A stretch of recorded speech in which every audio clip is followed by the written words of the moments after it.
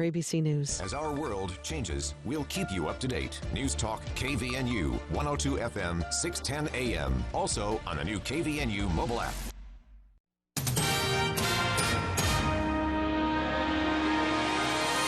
KVNU News Time is 5:05. I'm Bill Walter with this news update brought to you by Cache Valley Hearing and Audiology.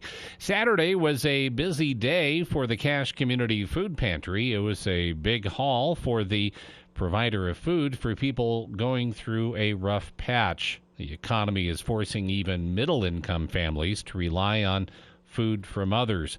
Matt Whitaker was all smiles Monday as his staff began to sort through Saturday's haul. He said this was one of their best food drives they've had for a long time. It will take some time for staff to go through it all, but he expected there may be 10,000 pounds of food. The food drive was organized through justserve.org. Gary Anderson leads the organization in Cache Valley, and he kept the website up and it gave all of the communities the information they needed. Just Serve is an international volunteer organization with a host of opportunities for people to give service in a variety of ways. Just Serve was founded by the Church of Jesus Christ of Latter-day Saints as a charity service organization that anyone could use regardless of religious affiliation. Whitaker said what made the whole food drive go smoothly was Cache County Search and Rescue. They had boxes out at 14 locations, and when they were full, they were transported to the pantry. Besides all the food collected, they also received about $14,000 in cash donations. KVNU News Time is 5:06. KVNU weather tonight, more rain and snow showers in the forecast, and snow showers likely after midnight. Little or no accumulation, low in the mid-20s, and then snow showers in the morning. Chance of rain and snow showers in the afternoon on Thursday. High temperature in the mid-30s. Still unsettled right on into the weekend with a chance of rain or snow showers each day. Definitely snow showers with accumulations possible on Friday with the arrival of colder air. 37 has been our high. It's 35 right now at KBNU. It's time to get your spring sheets and blankets freshened up. Use Mount Logan Laundry's 55 and 80-pound washers in Logan and Brigham. My hearing started to go right around the same time my wife started naming off all the upgrades she wanted done on the house. I figured it was selective hearing. To be honest, I was actually pretty upset when it was suggested that I might need hearing aids, but ultimately I knew it was time for a change. At Cache Valley Hearing and Audiology, we can help you regain the confidence that you're hearing life the way it was meant to be heard. Bring back what you've been missing. Bring back Cache Valley Hearing and Audiology. Visit cachehearing.com for details. KVNU News Time is 5:08. In challenging economic times, many people consider the purchase of chickens as part of their domestic safety net. Successfully raising chickens, however, requires thoughtful consideration and research. It is distinctly different than stocking up on food storage and bottled water. It's important to be aware of all the requirements and responsibilities before you jump into raising backyard chickens. David Frame, USU Extension poultry specialist, has seen birds that are not properly cared for. He said most of this is simply due to a lack of knowledge and is seldom caused by willful neglect. Frame said raising chickens at home to produce eggs and meat is tied to a considerable economic investment. Proper housing and rearing areas need to be constructed. Electricity is needed for lighting, and an effective heat source must be available for brooding chicks. There is also investment in feed as well. 3 people died in a head-on crash on Highway 89 in Kane County. Sergeant Cameron Roden with the Utah Highway Patrol said troopers responded to the crash a short time before 7 o'clock Tuesday night on US 89 at milepost 41, about 20 miles north of Kanab. Officials said a white SUV and a red sedan-style vehicle reportedly collided head-on. Roden said the victims involved were identified as 2 females and a male. Additional information on their ages or identities was not released. The road was closed as crews investigated. KVNU News Time is 5:09. For more details on these and other stories, visit CashValleyDaily.com. The Above and Beyond Salute, sponsored by Firehouse Subs, recognizing first responders and other deserving individuals in our community. Friday mornings at 8:30 on News Talk KVNU. Hi, this is James Stevens with White Pine Funeral Services. At White Pine, we value compassion, integrity, and service. We are committed to serving you and treating your family as our family. We will be here when you need us most, to listen, to help, and to provide exactly what your circumstances require. At White Pine, we promise to dedicate our time and attention to you and your family. We invite you to come by and meet us. We're confident you'll feel a difference. If your clothes are taking too long to dry, don't run out and buy a new dryer without first checking the vent. Clothes dryer vents can get clogged with lint, and birds can even build a nest in them. If your clothes are taking too long to dry, simply check the outside of your vent, and if you don't feel a swift amount of air, it's probably clogged. Simply clean the vent, and your dryer should work like new. Or, if your vent is too long or too difficult to clean yourself, then give the Duct Hunter a call at 770-4813. Hey, son, how are you feeling? I'm fine, Pops. What's on your mind? I can't explain it. Navigating without a compass, eyes waiting, started to wonder. Metamorphosis, the loss of who you thought you was. When your kid can't find the language, help them find the lyrics. Listen to the Sound It Out album and get tips and tools to start a conversation at sounditouttogether.org. Brought to you by Ad Council and Pivotal Ventures.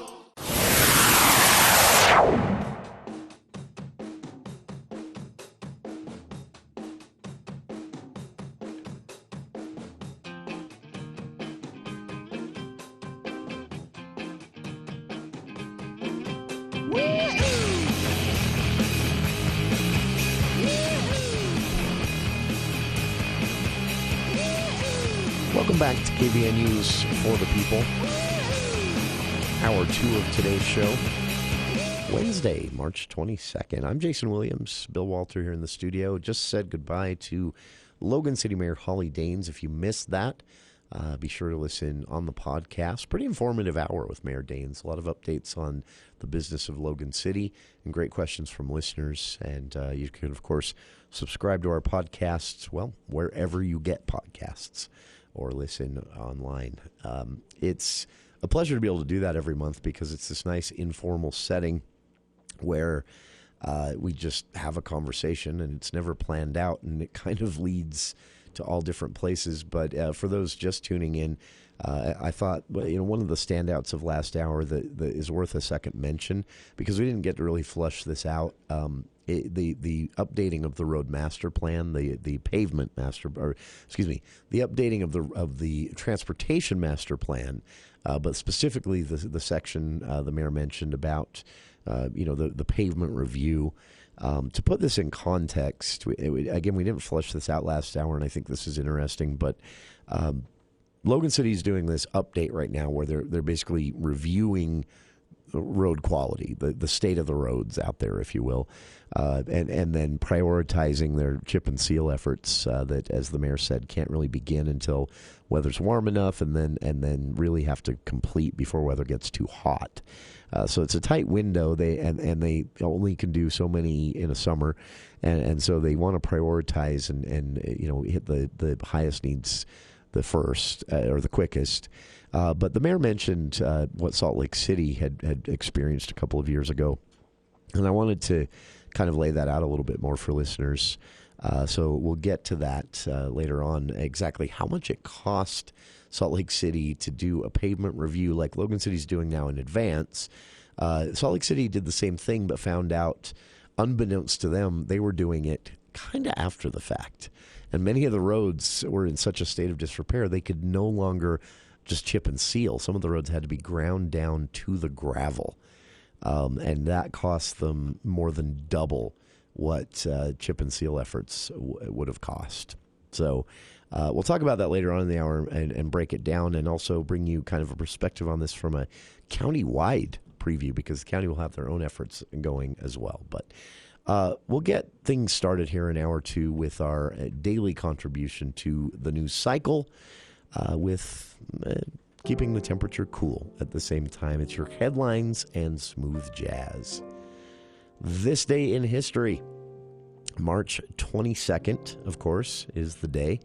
And I'm always proud of myself for knowing the date because sometimes I don't, which is one of our first entries into this day in history. On this day in 1964 was the first confirmation of dietary-induced memory blockages.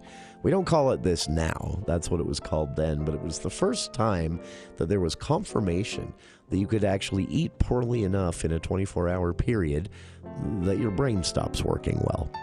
Important medical discovery, at least for me. This is a favorite one for me, Bill. In fact, I've considered celebrating this as a personal holiday every year. I don't know what I'd do to celebrate it, but on this day, March 22nd, get this, 1894, the first playoff game in the NHL, well, what became the NHL Stanley Cup playoff tournament was played. It is that old. Wow. 1894. The NFL can't beat that, let me tell you. They might beat them on viewership. They didn't have all the fancy stuff to skate on. It was just they had to, put ice down and somehow keep it cold, I guess. I don't know. Or maybe it was just a cold spell going on and it just stayed cold. It had to be something, but yeah, 1894. And yeah, this would have been an outdoor game because I don't think they had other options then, as you said. I wonder if they had timeouts and all that. The rules were a bit different. So was the equipment. The pads were just really thick coats.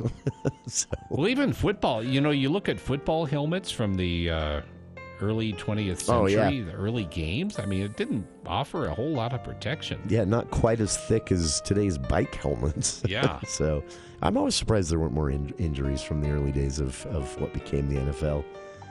On this day in 1960, the laser was invented. I didn't know it was that old. The Beatles, you probably knew this one, Bill. The Beatles released their very first album on this day in 1963. Please Me. Yeah. It was on this day. And that was about close to a year before they came to America, and then they just took off. That is... on this day in 1993, Intel placed the very first box shipment of Pentium chips on a truck for delivery. That was the first ever, kind of ushering in, we didn't know it at the time, but ushering in the home PC age. It began, technically, I know Microsoft likes to take credit for this, and they get some, right? But really, without those Intel chips making personal computers a lot cheaper than they had been, that it wouldn't have happened. So at this day, 1993, I say, is when the personal computing age actually began. And now we don't buy them anymore. It's all tablets and phones. So it went pretty quick as well. And finally, on this day in 1995, cosmonaut, whose name I won't try to pronounce, he was Russian, returned to Earth, setting a record for days in space. 438 days in space. More than a year. And he touched down after that mission this day in 1995. Famous birthdays today. Author of iconic Western author Louis L'Amour was born on this day in 1908. He's, of course, since passed. Still alive, Captain Kirk. William Shatner celebrating a birthday today. He was born on this day in 1931. And I guess he's writing his memoirs or something. Yeah. Something, because he's saying, look at my age. I'm not going to be around much longer. Yeah, he doesn't think he'll make it much longer. He wants to write it all down, he said.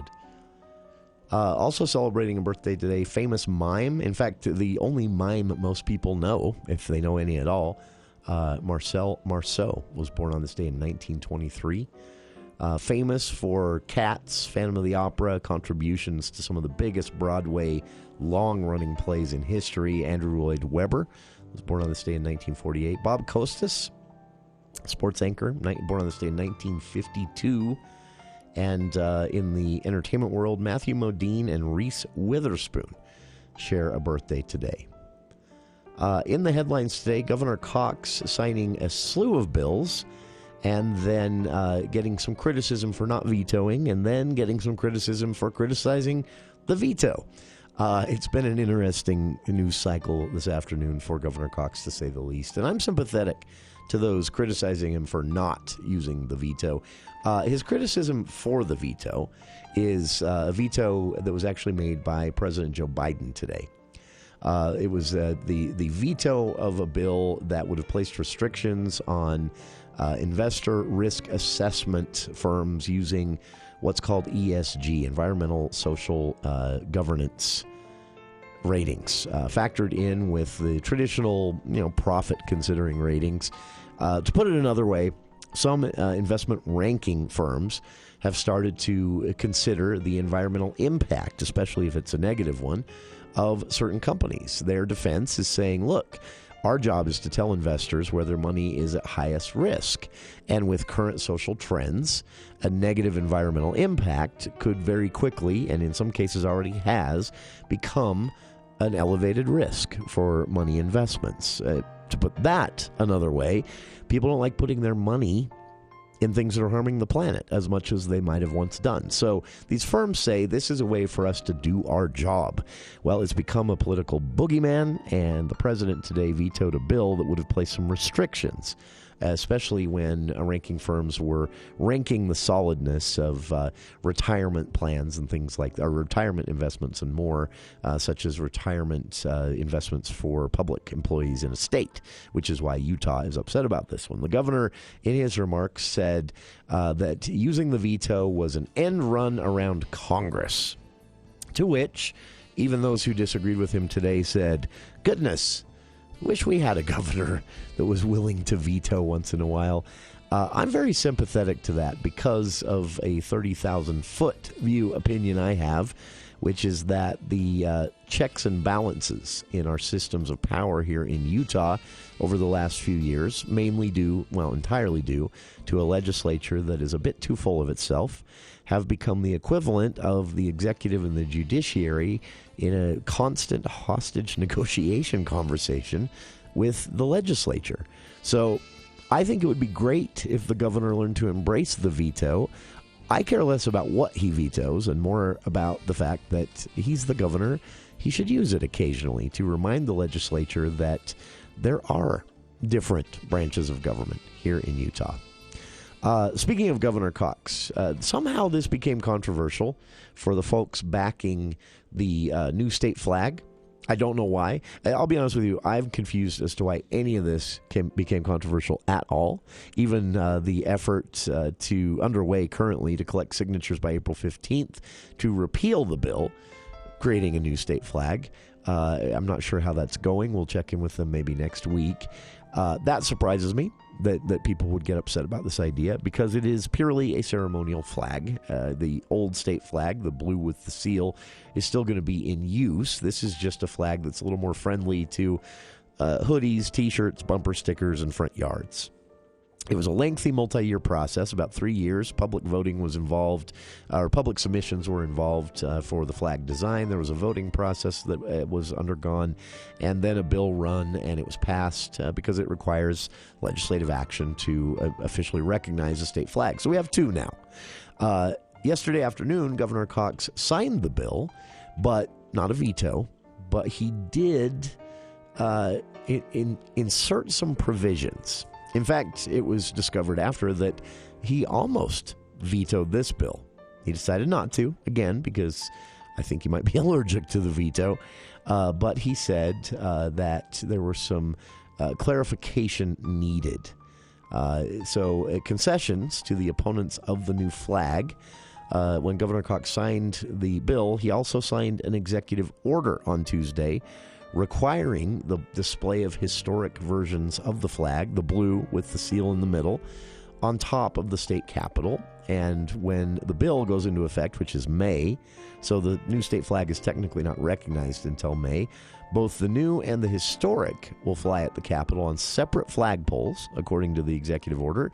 And Cox's order also requires that all state agencies fly the historic versions on holidays only, and that when the two are flown together, the historic version always has to be higher than the new state flag. Senator Dan McKay, the sponsor of the flag bill, says he's already making plans to, with legislation, to implement the changes requested by the governor in executive order and write them into statute so that the executive order, which would eventually expire, would become state law at this point. And I don't know what to say about all this. I did not expect so many strong opinions to develop around this. I just got an update, by the way. I sent a quick message to Brian Schott at the Salt Lake Tribune, who I knew had been researching this. He says so far those who are launching this referendum, we spoke with Chad Saunders a couple weeks ago, a spokesperson for the group. He said they've submitted so far about 137 signatures for verification as of last Friday. They've got until April 15th to collect about 1,000 times that. They need about 140,000 signatures statewide. So, not sure if that one's going to fly. Those are your headlines with smooth jazz, and I'm glad we got all this flag business sorted out finally. We'll be back right after this. The Cache Valley Media Group Home and Garden Show presented by Anderson Seed and Garden is March 24th and 25th at the Eccles Ice Center in North Logan. A sure sign spring is on its way. Experience hundreds of home and gardening ideas. This year's home show has over 100 businesses that are excited to help your home and yard look better than ever. The Cache Valley Home and Garden Show, March 24th and 25th, again at the Eccles Ice and Event Center in North Logan. Don't miss this year's huge show.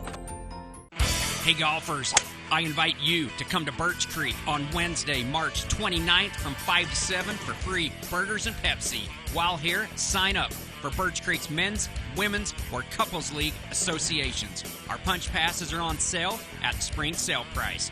So if you love golf, I hope to see you at Birch Creek on Wednesday, March 29th from 5 to 7 for free burgers and Pepsi, and get your discount punch pass. That's Birch Creek Golf Course in Smithfield. It's never too late or too cold to get rid of that old vehicle. Now is the time to earn extra cash by calling DD Auto and Salvage. Let them pay you for that junk vehicle. DD Auto and Salvage makes it so easy and fast to get rid of your junker vehicles by paying you the most money possible. Pickup is available. If you have metal, DD Auto and Salvage in Logan wants to pay you today. Call 787-1204. That's 787-1204 today. See store for details.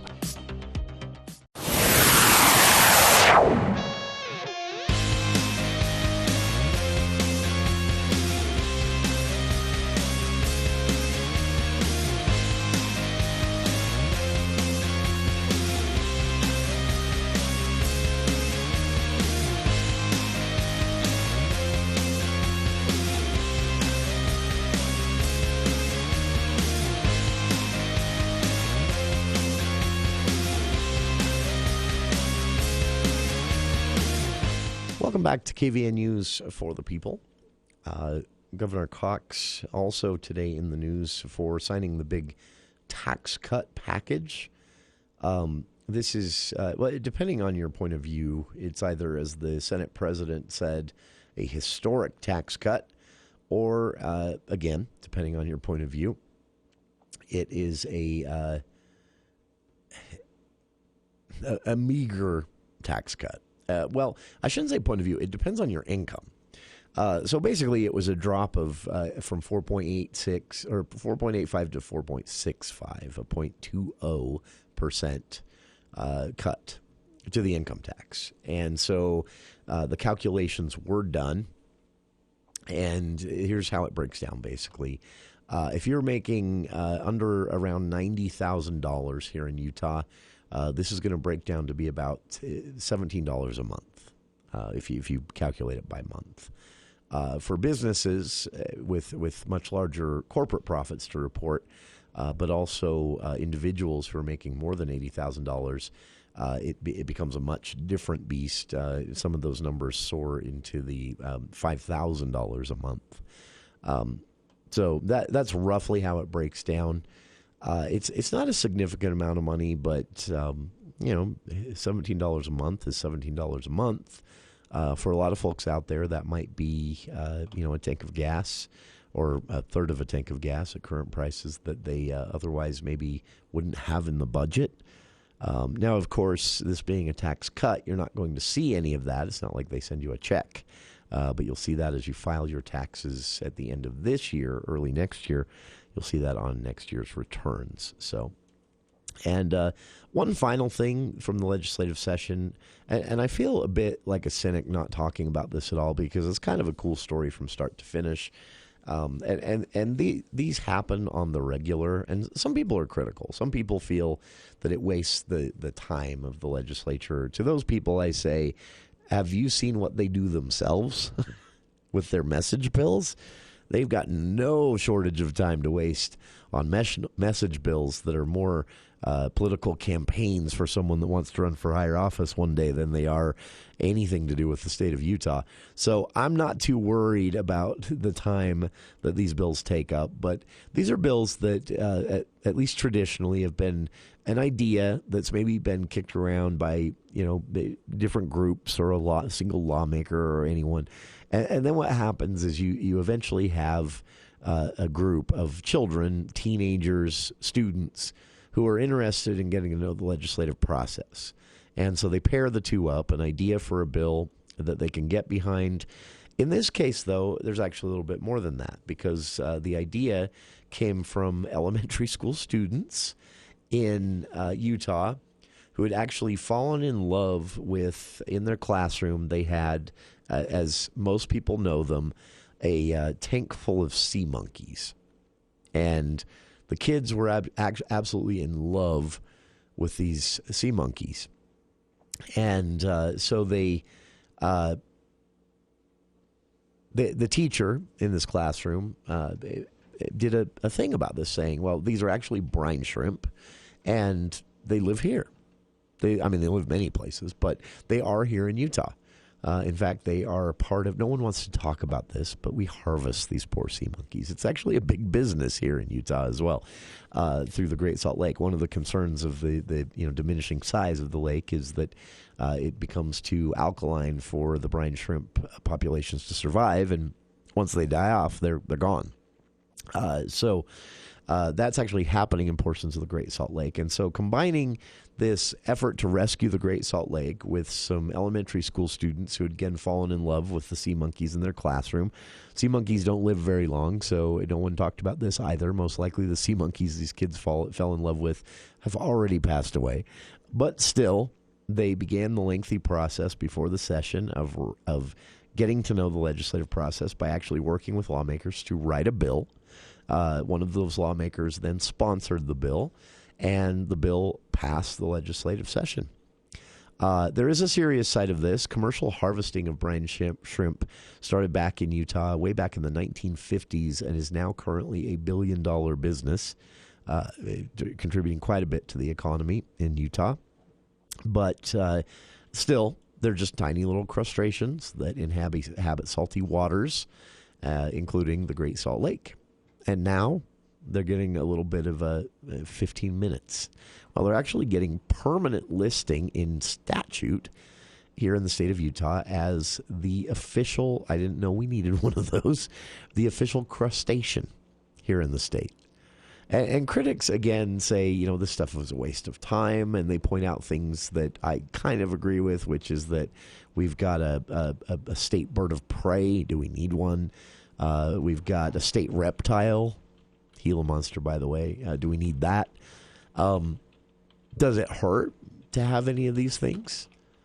The brine shrimp are actually a pretty important part of Utah's ecology. We've talked before about decimation of the Great Salt Lake leading to an end to the migratory bird route through Utah. One of the reasons that would happen is one of the reasons they come here. It's not that these birds have shortage of bodies of water to choose from to hang out on as they make their way either north or south, depending on the time of the year. One of the reasons that such a high concentration of migratory birds come through Utah, and of course they supply food and resources and even fertilizer for Utah in various ways, also great at keeping certain pests down. One of the reasons that they come through is the brine shrimp, indirectly. Well, completely directly, but not the brine shrimp themselves. Brine shrimp actually have a tendency to produce, because they are food for, something called a brine fly. This is a very high protein and annoying, if you ever run into them, fly. And these are a primary source of food for migratory birds. And so also the low lake levels, one thing we've also learned, the higher salinity and alkalinity of the waters, salt concentrations basically in the water, it could actually decrease the algae that are food for the brine shrimp. So you can see this domino effect that could happen. And lawmakers felt that this was a year to, in conjunction with spotlighting the Great Salt Lake and spending a lot of taxpayer money to try and recover what's been lost and stop it from getting worse. When it comes to the lake, they thought this was another great way to do that, highlighting the brine shrimp. So it's official. The governor signed the bill today. Utah has a state crustacean, the brine shrimp. Check it out. Full story on this on cashvalleydaily.com. I've linked to it on our Facebook page, and actually a picture of the brine shrimp as well. Kind of creepy looking up close, I'll be honest. And we'll be back after. The kids love it. Yeah, the kids love it. And this classroom, I guess, has a new set of sea monkeys, by the way. We'll be back after these headlines with KVNU's Bill Walter.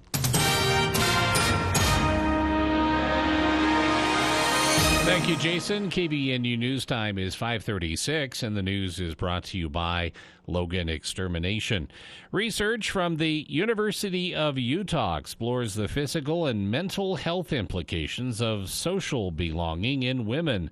Author of the study, Lisa Diamond, says over the years, disproportionately high mental and physical health problems among marginalized people have been written off as minority stress, the cumulative chronic stress experienced because of discrimination and unfair treatment.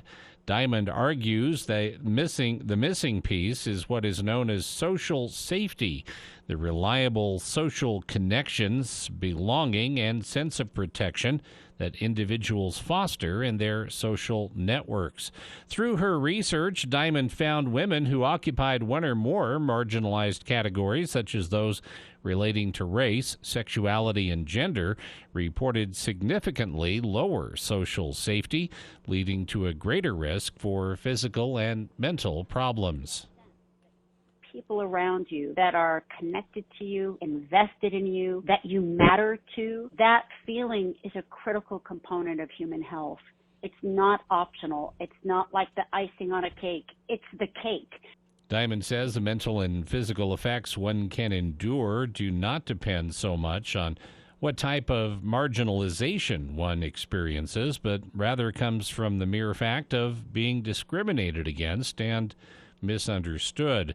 She says a crucial aspect to good mental and physical health is ensuring access to safe and affirmative social ties.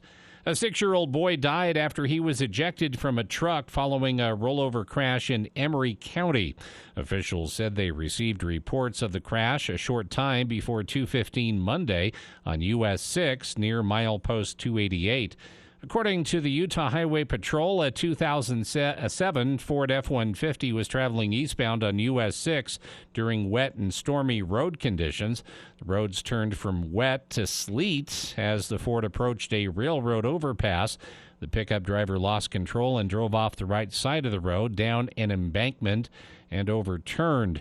The 6-year-old boy was ejected during the crash. He was transported by ambulance and then airlifted to a nearby hospital where he was pronounced dead due to injuries.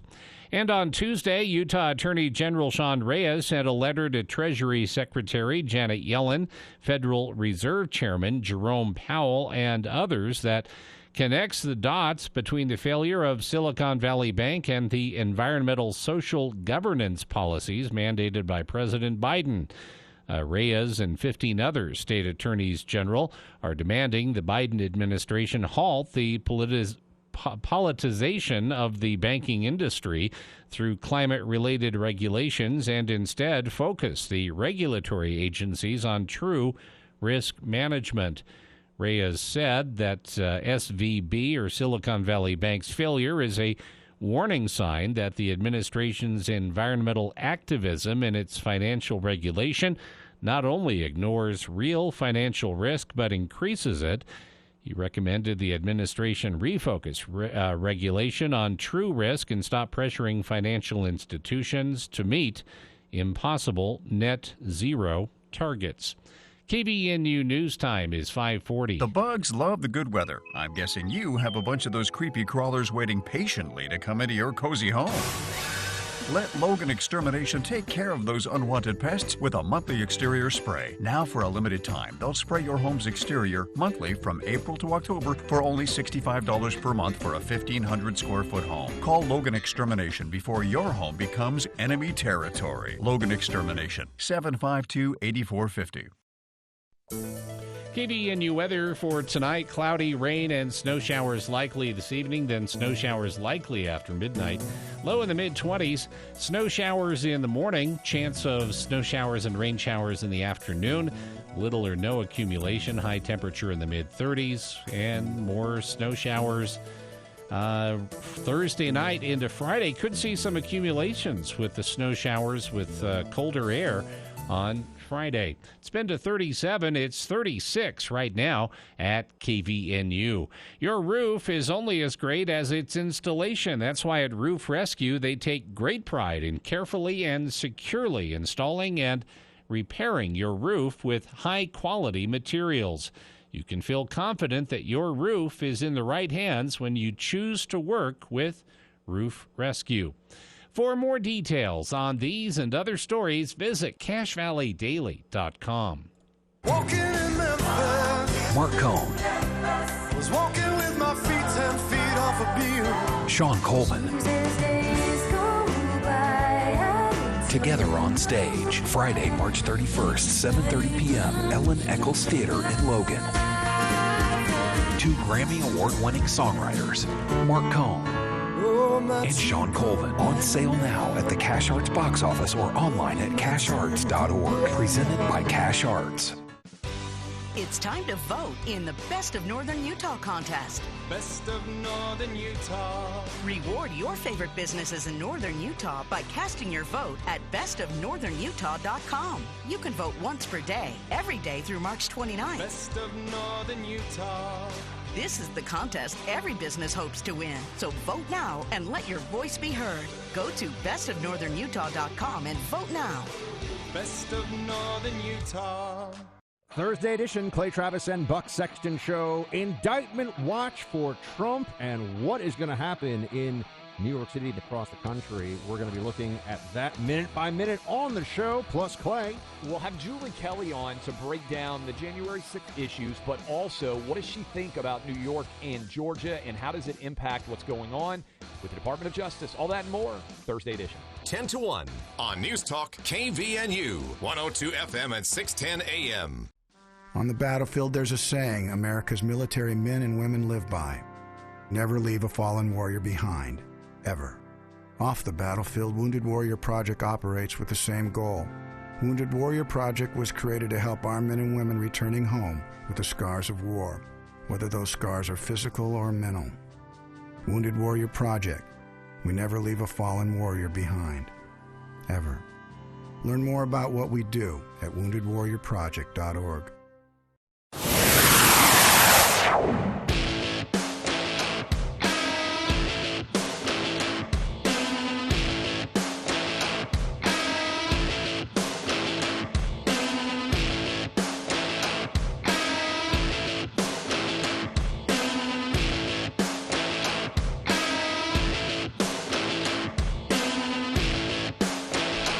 Welcome back to KVNU's For the People. It is still wintry out there. A little bit. We have the Home and Garden Show.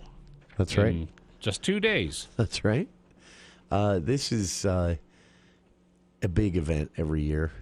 It packs that Eccles Ice Arena there. And by the way, we have been giving tickets away. We have another set of 2 that we'll give away tomorrow during the theater hour with Charlie Schill. I like that it reminds me of spring. But normally, I was looking at photos, Bill, from last spring at this time. I had the garden ready this time last year. Yeah, late March. Yep, I had it. I hadn't planted anything. Well, I'd planted some trays in the greenhouse, but what were the temperatures like a year ago? I can't remember now. Well, so this is what triggered my memory on this. There's an event that's not every year, but every year I can. There's an event in Pocatello that some friends and I go to, and I, your phone will do that 1 year ago today thing. So while I was at this event just last weekend, my phone did that like 1 year ago today, and I didn't plan this, but I'd taken a photo up there of a storefront that I thought was really cool, and you could see me in the reflection of the glass on the storefront. I was wearing shorts. So well, of course, it was that warm at least. If it was just flip flops, it could have been a blizzard. For all we know. But I did have one winter where I think I wore flip-flops at least once a week through the year. It was a mild winter. Of course, not outside professionally, only here to the station. Not while you're shoveling and snow blowing. And yeah. That's right. Man, people are not enjoying March Madness this year. I just clicked onto a page with public reaction to some of this stuff, and it's, I'm pulling for teams like Kansas State and Creighton, both in the Sweet 16. I'm kind of leaning toward them. Let's see, they don't play each other right away. You know what I remember every year? Of course, San Diego State from the Mountain West is in the Sweet 16. Every year during these tournaments, I'm reminded of one thing every year, that there are some schools out there with some really, really odd names. But it's and a lot of private colleges, their business, I guess. You have no idea where they're located. Yeah. This was some weird news that I ran across today. So what caught my attention on this is I get these newsletters on random science news, because that's the thing that always interests me. And I was reading a story about a hormone shot that almost instantly sobered up drunk mice.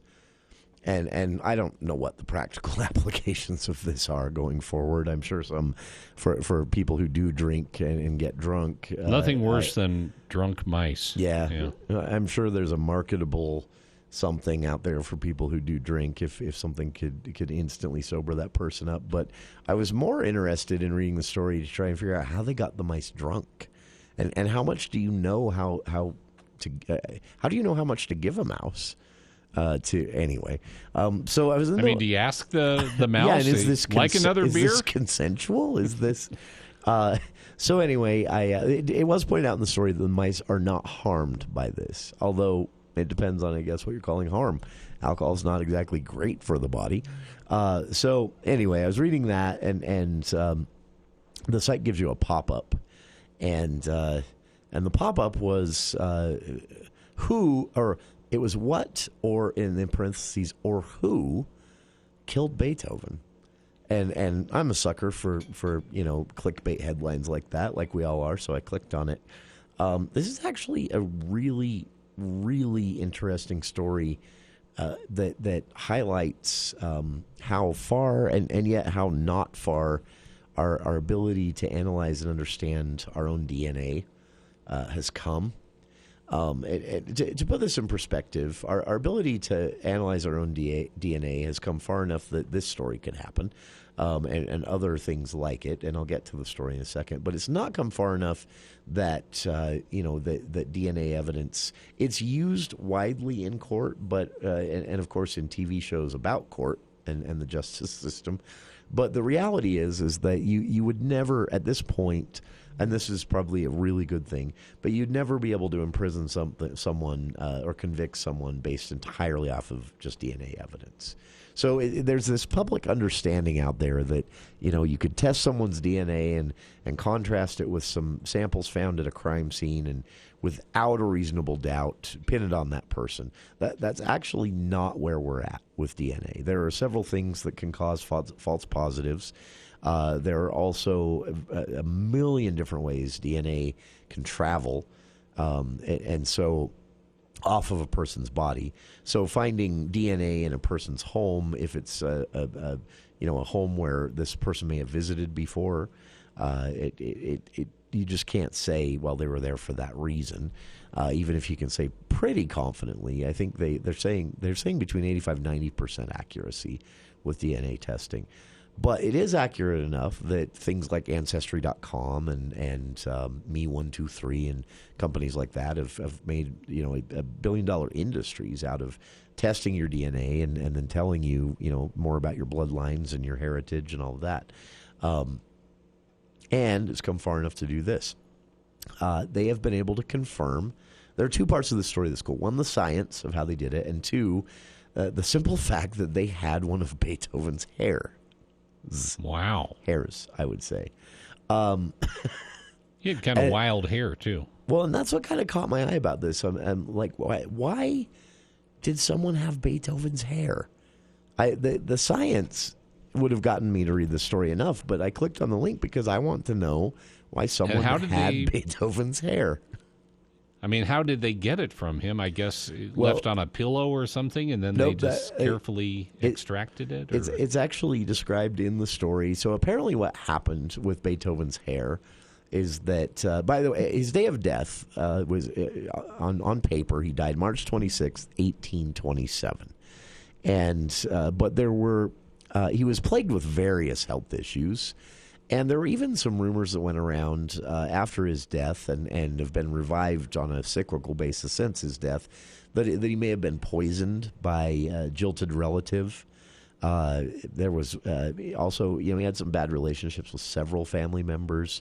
He had some financial enemies at the time. He had jealous peers who felt that they were being cheated because they hadn't been able to achieve his prominence despite, in their mind, being as talented. And then, of course, this was... Maybe somebody who had composed the fourth. Sure. And he came out with the fifth, and it upstaged They were just sick of Beethoven's hoity-toityness. It's always been believed that he probably just died of natural causes. But the family, many generations passed at this point, but the family of Beethoven have always wanted an actual confirmation because of these rumors and because of the family stories that had been told over the years about his enemies and people that it's always been chalked up to the simple fact that this was an era where salacious gossip was really a thing. People loved it. In fact, in the publishing industry, that was what was selling the most, is salacious gossip. So times have not changed all that much. Real newspapers were not popular, but like the word-of-mouth version of the National Enquirer was just, that's what everyone lived for. And they would have morning meetings where the news was spread, and it was usually just gossip, and much of it probably made up. Not as many fact checkers back then, I guess. That's right. And so the combination of all these things have apparently led to the family even running into descendants of Beethoven's bloodline, at least we should say, that have said his relatives and following his genealogy down through the ages, known family members exist today, and they have always kind of been plagued by this, including a couple of times in legal settings, 100 years ago, but still.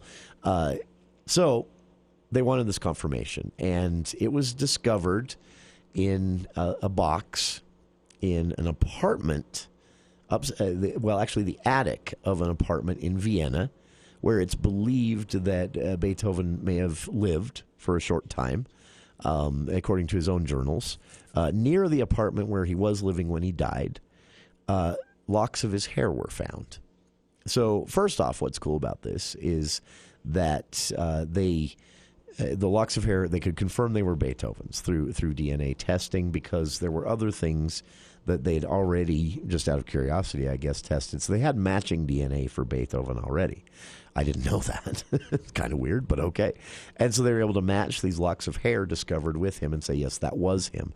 And then they were able to actually take this DNA, considering this was a lock of hair that was likely on his head sometime close to when he died, within a year or two at least, based on the dating of the hair. And so they were able to look at this and confirm in a way that satisfied an entire panel of medical analysts who specialized in DNA disease diagnosis. And they were able to, all of these folks, by the way, are in biological anthropology at the University of Cambridge. And they were able to confirm that Beethoven died of liver disease. And the family said, this might seem trivial to everyone, but this is huge to our family. We will no longer be plagued with rumors of murder and mayhem. And also it allows us to confirm a long family history of liver disease. It was the cause of one of our most famous ancestors' demise. But just so DNA putting a stop to all those movie deals and book deals about Beethoven's demise. That's right.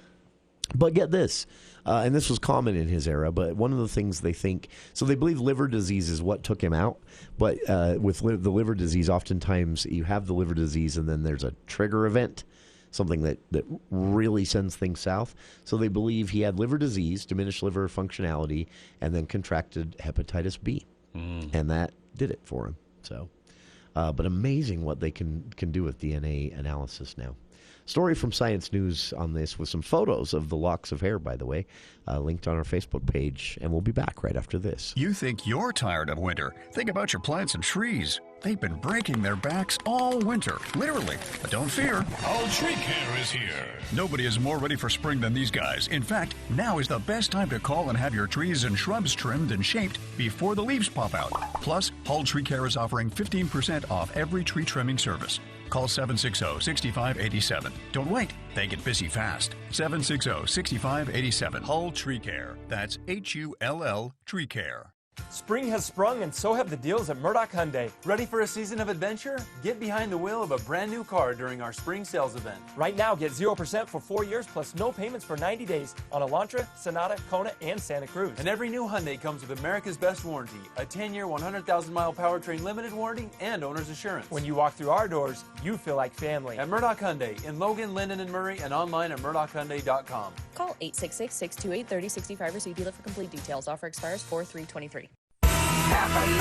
When you buy Napa Auto Parts, you're getting the best. Need a new battery? New wiper blades? When you pull into one of the 5 locally owned Preston to Providence Napa Auto Parts stores, they'll not only make sure you get the right battery or wiper blades, they'll even help you install it. And if you need other work done, they could even recommend a dozen Napa Auto Care Centers with ASE certified technicians. Napa Auto Parts. Napa know-how. Napa know-how.